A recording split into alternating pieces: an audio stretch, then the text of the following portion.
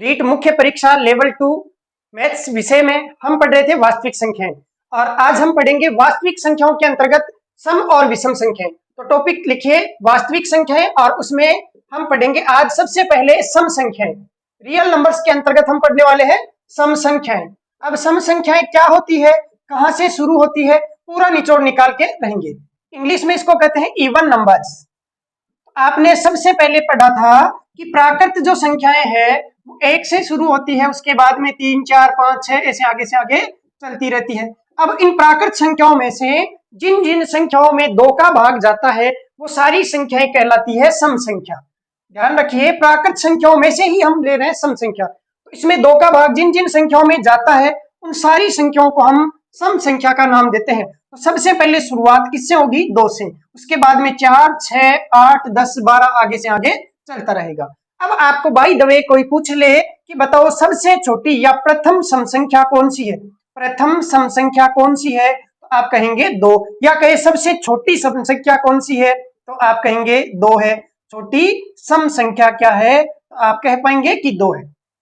कई बार जैसे सवाल पूछा हुआ भी है कि निम्न में से कौन सी संख्या सम संख्या नहीं है, निम्न में से कौन सी संख्या सम संख्या नहीं है। अब आप देखना, आप सोचोगे ये बच्चों वाला सवाल है, क्यों पूछ रहे हो, लेकिन आप देखना इस सवाल को, निम्न में से कौन सी संख्या सम संख्या नहीं है। ऑप्शन ए में लिखा हुआ है 4, ऑप्शन बी में लिखा हुआ -4, ऑप्शन सी में लिखा हुआ है 3, और ऑप्शन डी में लिखा हुआ है बी व सी दोनों।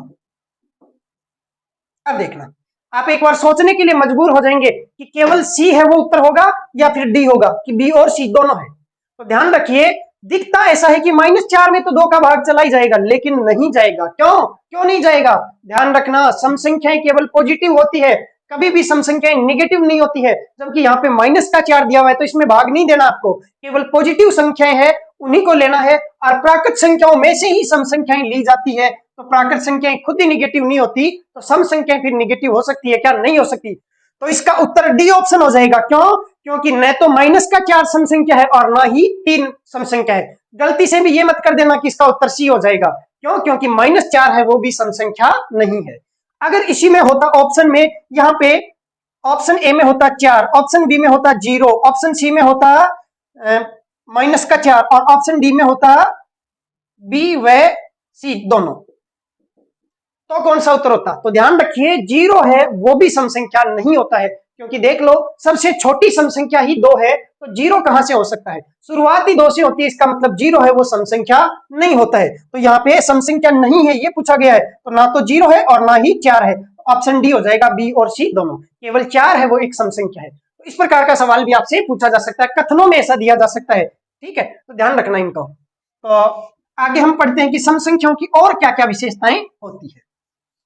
तो देखना, पहली सम संख्या है वो 2 है, दूसरी सम संख्या है वो 4 है, तीसरी सम संख्या है वो 6 है। तो शायद पता लग गया होगा कि किस प्रकार से सम संख्याएं आ रही है। तो मैं जितना बोल रहा हूं उससे जस्ट डबल हो रहा है। मैं बोल रहा हूं चौथी सम संख्या, तो इसका मतलब 4 का डबल हो गया। अब मैंने लिखा 5वीं सम संख्या, तो 5 का दुगुना कर दो 10 हो जाएगा। कहूं 6वीं सम संख्या, तो 6 का दुगुना कर दो डबल हो जाएगा 12। ऐसे ही आपको nवीं सम संख्या ज्ञात करनी हो तो आप n का दुगुना कर देंगे, हो जाएगा 2n। तो nवीं सम संख्या क्या होती है, 2n होती है। ध्यान रखना, क्योंकि शुरुआत 2 से हो रही है, 2, 4, 6, 8, 10 ऐसे डबल डबल हो रहा है। पहली हुआ तो पहली का डबल कर दो 2, दूसरी तो दूसरी का डबल 4, तीसरी का डबल 6, चौथी का डबल 8, है ना। तो जितनी भी सम संख्या पूछे उसका जस्ट डबल कर देना। अब कोई आपको ये पूछे कि 12 है वो कितने नंबर की सम संख्या है, तो वापिस आधा कर दो, 12 का आधा 6, 6वें नंबर की है। पूछे 10 कितने नंबर की है, तो आप आधा कर दो 5वीं। पूछे 100 है वो कितने नंबर की सम संख्या है, तो 100 का आधा कर दो, 50वें नंबर की सम संख्या है। ठीक है, तो सम संख्या ज्ञात करना हो तो डबल कर दो और नंबर ज्ञात करना हो तो आधा कर दो। ठीक है, अब मान लीजिए आपसे एक सवाल पूछा जाए, ऐसे दिया जाए कि प्रथम 10 सम संख्याओं का योग ज्ञात करें, प्रथम 10 सम संख्याओं का योग ज्ञात करें। तो कैसे आप योग ज्ञात करेंगे, तो देखना यहाँ पे प्रथम 10 सम संख्याओं का योग ज्ञात करना है, तो इसके लिए सूत्र क्या होगा। आप आओ वापिस प्राकृत संख्याओं पे, क्योंकि मैं सारी चीजें आपको प्राकृत संख्याओं से रिलेटेड करके बता रहा हूं। तो प्राकृत संख्याओं में आओ, प्राकृत संख्याओं का योग का सूत्र क्या था, n+1 और पूरे के बट्टे में 2 था। ठीक है, अब आपने क्या किया, आधी प्राकृत संख्याएं उठा ली, 2 4 6 8 और आधी को नीचे छोड़ दिया। इसका मतलब आप इसमें से आधा सूत्र उठा लो, ऊपर ऊपर वाला, बाकी को छोड़ दो। आधा सूत्र उठाएंगे तो सूत्र हो जाएगा n+1 और इतना ही सूत्र लेना है और बट्टे वाला दो उसको छोड़ देना है। तो n+1 ये हो जाएगा प्रथम n सम संख्याओं के योग का सूत्र। अब यहाँ पे प्रथम 10 सम संख्याओं का पूछा है, n का मान रखेंगे 10, फिर n प्लस हो जाएगा 10 + 1 हो जाएगा 11 और टोटल कैलकुलेशन करेंगे तो ये 110 आ जाएगा उत्तर। अब ये तो हो गया सूत्र से। अब दूसरा तरीका बताता हूं, देखो आपको हर सवाल के जितने संभव तरीके होंगे वो सारे आपको बताए जाएंगे ताकि आपको कोई भी दिक्कत इसमें नहीं आएगी। अब यही सवाल पूछा गया हो कि प्रथम 10 सम संख्याओं का योग ज्ञात करें। अब मान लीजिए आप सूत्र भूल चुके हैं, आप इतना तो जानते हैं कि प्रथम का मतलब शुरुआत से होता है, तो शुरू 2 से होती है, 4 फिर 6 फिर 8, 10 लेनी है तो पहली 2, दूसरी 4, तीसरी 6, चौथी 8, तो 10वीं कौन हो जाएगी, 20 हो जाएगी। अब इनका योग ज्ञात करना है तो बीच में आप प्लस का निशान भी लगा देंगे। अब यहाँ पे देखो इनको जोड़ना है तो कुछ कॉमन आ रहा है क्या, बिल्कुल आ रहा है, कौन, 2। तो आप 2 को कॉमन लेके देखो एक बार क्या आता है, 2 का भाग 2 में, 1 बार 4 में, 2 बार 6 में, 3 बार 8 में, 4 बार, ऐसे ही 20 में 10 बार। अब यहाँ देखना जरा ये क्या है, आपकी जानी पहचानी प्राकृत संख्या है। 1 + 2 + 3 + 4 + 10 तक आपको इनका जोड़ ज्ञात करना है। 2 ये बाहर कॉमन रह जाएगा, इसको बाहर पड़ा रहने दो। अब ये प्राकृत संख्याओं का योग ज्ञात करना है तो प्राकृत संख्याओं के योग का सूत्र क्या है, n+1 और बट्टे 2 है। अब देखना 2 से 2 कटेगा कि नहीं कटेगा, कटेगा और वही सूत्र वापिस आ जाएगा n+1। अब n का मान कितना रखेंगे, 10 और 10 + 1 कितना होता है, 11, उत्तर आ जाएगा 110। इस प्रकार से आप सूत्र भूल भी जाओ तो 2 कॉमन ले लेना, उसके बाद में आपको अपने आप दिख जाएगा कि अब आपको आगे क्या करना है। अब मान लीजिए इसी सवाल को ऐसे लिखता कि प्रथम 10 तक की सम संख्याओं का योग ज्ञात करें। तो दोनों सवाल सेम है या फर्क है, फर्क है तभी मैंने अलग लिखा है, सेम होते तो 2 बार क्यों लिखता। तो प्रथम 10 सम संख्या, इसका मतलब तो था गिनती में 10 संख्याएं लेनी है और यहाँ 10 तक, इसका मतलब 10 तक जितनी सम संख्याएं आती है उनको लेना है। तो प्रथम का मतलब शुरुआत से, मतलब 2 4 6 ऐसे, और 10 तक तो लास्ट कौन लेनी है, 10 लेनी है। अब आप बताओ कि ये जो 10 है वो कितने नंबर की सम संख्या है, ज्ञात करना हो तो 10 का आधा कर दो, पता लग जाएगा कि 5वीं सम संख्या है। इसका मतलब 10 तक कुल कितनी संख्याएं होती है, 5 सम संख्याएं होती है। तो ये सवाल ऐसे है कि प्रथम 5 सम संख्याओं का योग ज्ञात करो। इसी सवाल को घुमा के लिख दिया, प्रथम 10 तक की सम संख्याओं का योग ज्ञात करो। तो 5 सम संख्याओं का योग पूछे चाहे 10 तक का योग पूछे, बात एक ही है। अब यहाँ पे n+1 ये सूत्र लगा देंगे, n का मान कितना लेंगे, 5 लेंगे, तो ये 5 + 1 हो जाएगा 6, 6 पंजे 30, ऐसे उत्तर आपका आ जाएगा। तो 10 सम संख्याओं का योग पूछे 110, 10 तक का पूछे तो 30, दोनों में फर्क है, इसी कारण से उत्तर भी देखो अलग आया है। अगला सवाल देखते हैं, बड़ी ही रोचक होती है सम संख्याएं, विषम संख्याएं, और बहुत ही ज्यादा आसान होती है। बस प्राकृत समझ में आ गया उसके बाद में तो कोई दिक्कत ही नहीं है। अगला सवाल देखते हैं, बीच में से पूछ ले, मान लो पूछ ले 40 से और पूछ ले मान लो 90 तक कि सम संख्याओं का योग ज्ञात करें।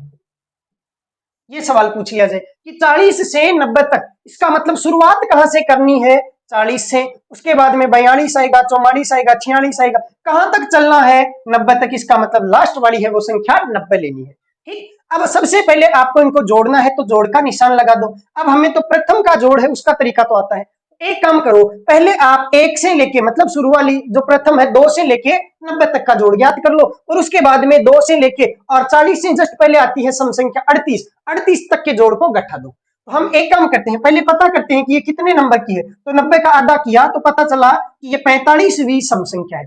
40 का आधा किया, इसका मतलब ये 20वीं सम संख्या है। तो आपको 20वीं से लेके 45वीं सम संख्या का योग ज्ञात करना है। तो पहले हम प्रथम 45 सम संख्याओं का योग ज्ञात कर लेंगे, सम संख्याओं का योग ज्ञात कर लेंगे। उसमें से अब देखो 20 सम संख्याओं का योग चाहिए तो इधर वाली 19 सम संख्याओं का योग घटा दो, क्योंकि 19वीं कौन हो जाएगी, 38 हो जाएगी। तो 2 से लेके 38 तक का योग है उसको घटा दो, 38 तक टोटल कितनी हो गई, 19, 38 का आधा कर दो 19। तो इसका मतलब प्रथम 19 सम संख्याओं का योग, इसको आप वापस घटा देंगे। अब प्रथम 45 सम संख्याओं का योग कितना हो जाएगा? सूत्र है आपके पास में n+1। प्राकृत का याद है तो उसमें से आधा आधा ले लो, ऊपर ऊपर वाला। तो सूत्र वापिस लिखते हैं n+1। n का मान यहाँ कितना? 45। 45 + 1 कितना? 46 और माइनस प्रथम 19, तो n का मान कितना? 19। 19 + 1 कितना? 20। कैलकुलेशन करेंगे तो 45 को पहले 45 से गुणा करेंगे तो 2025 आएगा, उसमें 45 और जोड़ेंगे तो 25 और 5 हो गए 30 और 4 40 हो गए 70, 2070 आएगा। माइनस 19 को 20 से गुणा करेंगे 380 आएगा। 2070 में से 380 निकालेंगे, 70 में से 80 गई, माइनस का 10 बच गया। 2000 में से 300 निकालेंगे तो बच गया कितना? 1700, तो 1600 और 90 बचेगा। उत्तर आ जाएगा 1690। इस प्रकार से आपका उत्तर आ जाएगा। ठीक है, कैलकुलेशन की आपको जितनी ज्यादा प्रैक्टिस हो जाएगी उतनी ही जल्दी आप कैलकुलेशन कर पाओगे। तो वापिस इसको एक बार समझो। देखो, आपको पूछा गया 40 से 90 तक की सम संख्याओं का योग। तो पहले तो आप पता करो कि 90 कितने नंबर की सम संख्या है। 90 का आधा किया पता चला 45वीं है, 40 का आधा किया पता चला 20वीं है। तो सवाल ये बन गया कि 20वीं से लेके 45वीं तक की जो सम संख्या है उनका योग ज्ञात करो। तो पहले हम टोटल 45 संख्याओं का योग ज्ञात कर लेते हैं। उनमें से अब ये जो 20 है इससे लेके 45 तक चाहिए, तो 20 से पहले कौन सी है? 19वीं सम संख्या है, तो 19 सम संख्याओं का योग उसको गठा दो। 19वीं सम संख्या कौन है? 38। इसका मतलब 2 से लेके 38 तक का योग है वो गठा रहे हैं। ठीक, तो प्रथम 19 सम संख्याओं का योग गठाएंगे। 45 का हो जाएगा 45, 45 + 1 46, 45 को 46 से गुणा कर लो।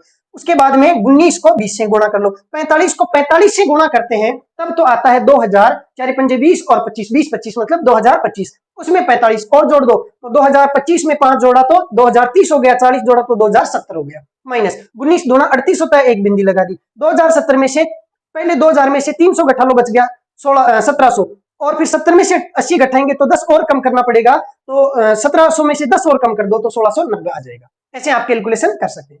अब इसी सवाल को देखो, थोड़ा घुमा के लिखता हूं। इसी सवाल को थोड़ा घुमा के देखो, ऐसे लिखता हूं। अगर प्रश्न में लिख दिया जाए कि 40 तथा 90 के मध्य आने वाली सम संख्याओं का योग ज्ञात करें।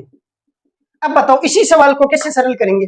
आपको पूछ लिया 40 तथा 90 के मध्य आने वाली सम संख्याओं का योग। यहां पे सवाल है 40 से 90 तक की सम संख्याओं का योग। तो एक चीज का ध्यान रखना, देखो एक उदाहरण समझाता हूं, एक कहानी सुनाता हूं 30 सेकंड में, उसके बाद में ये भी आपका डाउट क्लियर हो जाएगा। मान लीजिए कि 4 हीरोइन खड़ी है। कौन कौन? कैटरीना, उसके बाद में करीना, उसके बाद में हेमा मालिनी, उसके बाद में अनुष्का। ऐसे नाम लिख दिए मैंने। ठीक है, अब मैं कहूं कि आपको इनको रीट का एग्जाम दिलवाना है, तो मैंने कहा कि आप कैटरीना से अनुष्का तक पेपर बांट दो। मान लीजिए परीक्षा देने के लिए आई है और बैठी है और आपकी ड्यूटी लग गई, आप मास्टर जी बन गए, और मैंने कहा कैटरीना से अनुष्का तक आप पेपर बांट दो। तो आप पेपर किनको किनको दोगे? कैटरीना को भी दोगे, इसको भी, इसको भी और इसको भी। कितनी को? 4 को। 4 जनी को आप पेपर बांट दोगे। लेकिन मान लीजिए मैं कहता हूं कि आप कैटरीना व अनुष्का के मध्य वालियों को ही पेपर बांटेंगे, तो कितनी महिलाओं को पेपर बांटेंगे? आप 2 को ही बांटेंगे। क्यों? क्योंकि मैंने कहा कैटरीना और अनुष्का के मध्य, तो इनके मध्य 1 और 2 को ही पेपर बांटेंगे। इसको पेपर नहीं देंगे, इसको भी पेपर नहीं देंगे। क्यों नहीं देंगे? क्योंकि जब कहा जाए मध्य, इसका मतलब इसको भी शामिल नहीं करना है और लास्ट वाले को भी शामिल नहीं करना है। ठीक है, ध्यान रखना। तो यहाँ पे कैटरीना से और अनुष्का तक कहा जाए, इसका मतलब कहां से शुरुआत करनी है? जहां से लिखा हुआ है कैटरीना से लिखा हुआ है, इसका मतलब यहां से शुरुआत करनी है। और कहां तक? तो अनुष्का तक। तो 1 2 3 4 लिख दिया 4। जब यहां पूछा जाए कि कैटरीना व अनुष्का के मध्य, तो ना तो कैटरीना को शामिल करना है ना अनुष्का को शामिल करना है, इसका मतलब इनके बीच वालियों को शामिल करना है। तो केवल आप 2 महिलाओं को ही पेपर बांटेंगे। अब यही सवाल यहाँ पे मैंने लिखा 40 से 90 तक, इसका मतलब शुरुआत 40 से करनी है और लास्ट में कहां तक चलना है? 90 तक चलना है। तो मैंने देखो 40 भी लिया है, 90 भी लिया है। लेकिन इस सवाल में कहा कि 40 तथा 90 के मध्य आने वाली सम संख्याओं का योग बताओ, तो 40 को लेंगे क्या? नहीं लेंगे। 90 को लेंगे क्या? नहीं लेंगे। तो फिर 40 के बाद में कौन आता है? 42 आता है। उसके बाद में 44, 46 और 90 को शामिल नहीं करना, तो उससे पहले कौन आता है? 88, 88 है वो आता है। अब बताना 42 है वो कौन से नंबर की है? तो 42 का आधा करो 21वीं, और 88 कौन से नंबर की है? तो आधा करो 44वीं। तो आपको 21वीं से लेके 44वीं जो सम संख्या है वहां तक योग ज्ञात करना है। तो सबसे पहले हम प्रथम टोटल का योग ज्ञात करें, मतलब 44 सम संख्याओं का योग ज्ञात कर लेंगे, उसमें से गठा देंगे। अब किसको गठाएंगे, तो 21वीं से लेके 44वीं तक तो चाहिए, तो 21वीं से पहले 20वीं तक को गठा देते हैं। तो 20वीं कौन होती है, 40 होती है, तो 2 से लेके 40 तक को गठा देंगे। तो 20वीं को गठा देंगे, मतलब प्रथम 20 सम संख्याओं का योग है, इसको वापस माइनस कर देंगे। ठीक है, तो सबसे पहले 44 सम संख्याओं का योग क्या हो जाएगा, तो 44 का योग हो जाएगा, यहां लिख देता हूं, देखो 44 का योग हो जाएगा n प्लस 1, 44 44 प्लस 1 45 माइनस प्रथम 20 सम संख्याओं का योग, तो 20 20 प्लस 1 21। कैलकुलेशन आप खुद करेंगे और आंसर आ जाएगा, दोनों में फर्क होगा। तो इस बात का विशेष ध्यान रखेंगे कि कैसे आपको गणना करनी है और कौन कौन सी संख्याएं पूछी है, पूरा अटेंशन लेके और उसके बाद में सवाल को सोल्व करना है। जल्दबाजी मत कर देना कि सवाल को पढ़ा और ध्यान नहीं दिया और 40 को भी ले लिया 90 को भी ले लिया, गलत हो जाएगा। 40 और 90 को जब लेते हैं जब लिखा हो से और तक, जब के मध्य लिखा हो तो ना 40 को लेना है और ना ही 90 को लेना है। केटिना को याद कर लेना, आपका उत्तर आ जाएगा। अगला सवाल देखते हैं। सम संख्याओं का योग तो आप याद कर सकते हैं, शुरुआत से भी और बीच में से पूछ लिया जाए तो भी। अब देखते हैं सम संख्याओं के वर्गों का योग कैसे ज्ञात किया जाता है। तो ये भी बड़ा आसान है, दिखने में बड़ा है, लेकिन हम प्राकृत संख्या में बदल के सरल करेंगे, बहुत आसान हो जाएगा। अगला सवाल लिखेंगे, प्रथम 20 सम संख्याओं के वर्गों का योग ज्ञात करें।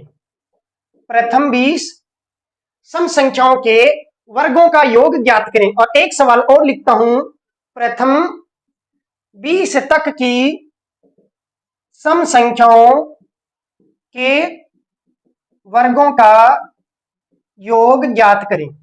दो सवाल है आपके पास में। इसने कहा प्रथम 20 सम संख्याएं, उनका वर्ग उनका योग इतना ज्ञात करना है। तो पहली का मतलब होता है 2, फिर 4, फिर 6, 20 लेना है तो 20वीं कौन हो जाएगी 40। गिनती में आपको 20 सम संख्याएं लेनी है, फिर इनका वर्ग करना है तो ये कर दिया वर्ग, फिर इनका योग ज्ञात करना है तो ये जोड़ कर दिया, बीच में प्लस का निशान लगा दिया।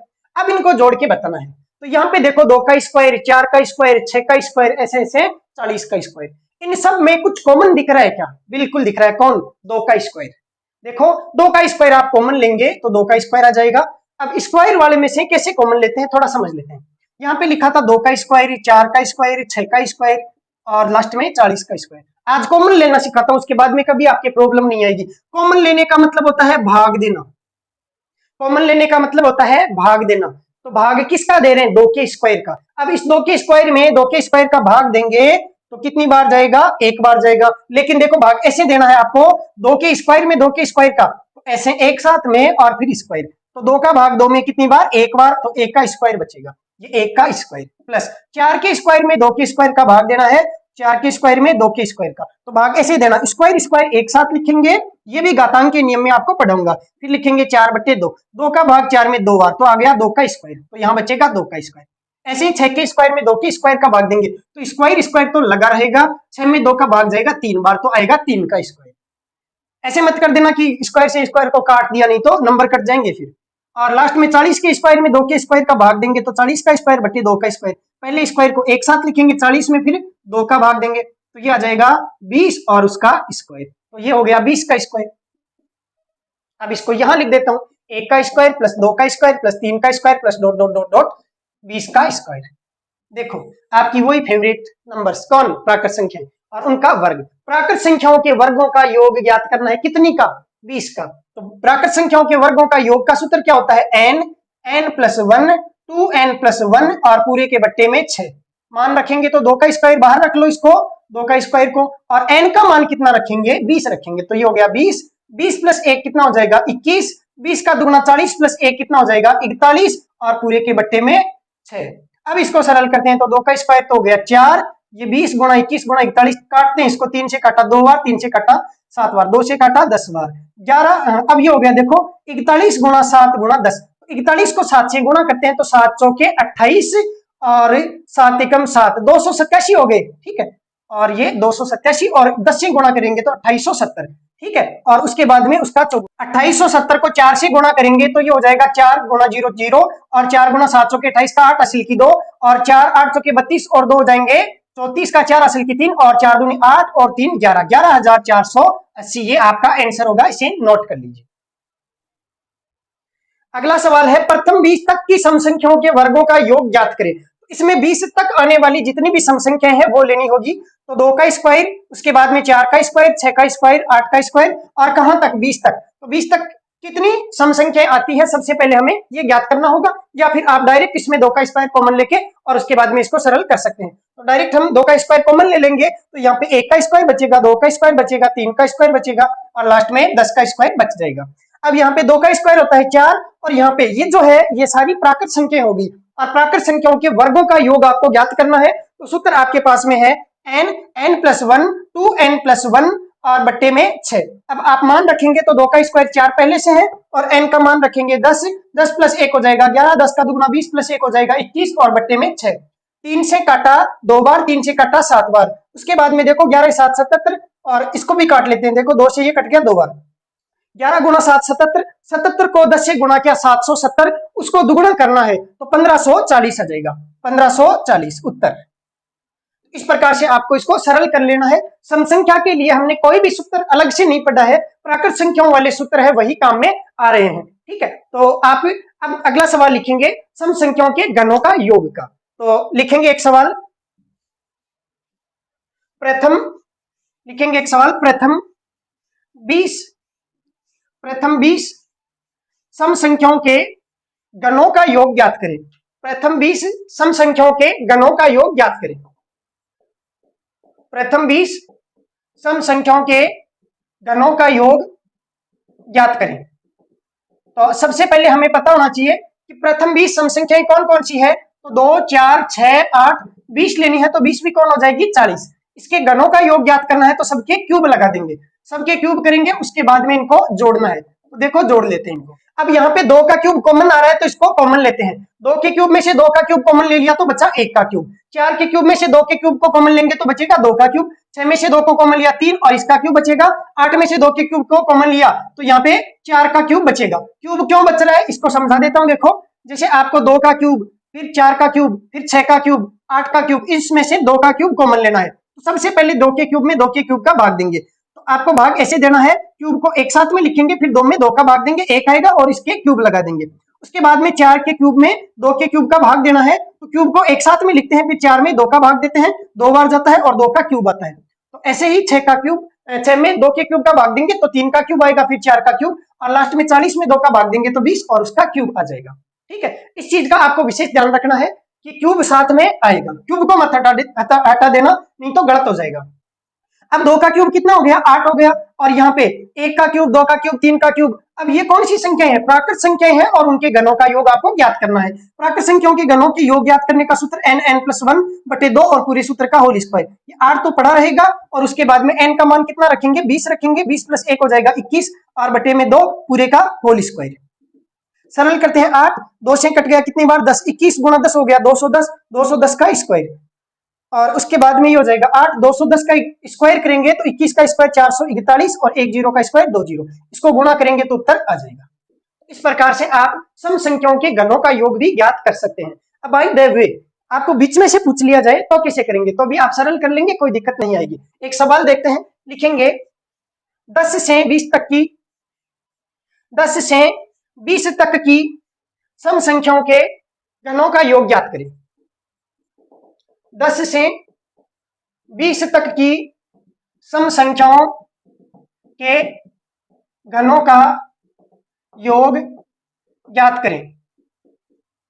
तो 10 से 20 तक की सम संख्याओं के घनों का योग ज्ञात करना है तो सबसे पहले हम ऐसे लिखेंगे, देखो 10 का क्यूब, फिर 12 का क्यूब, उसके बाद में 14 का क्यूब और 20 तक, इसका मतलब 20 का क्यूब।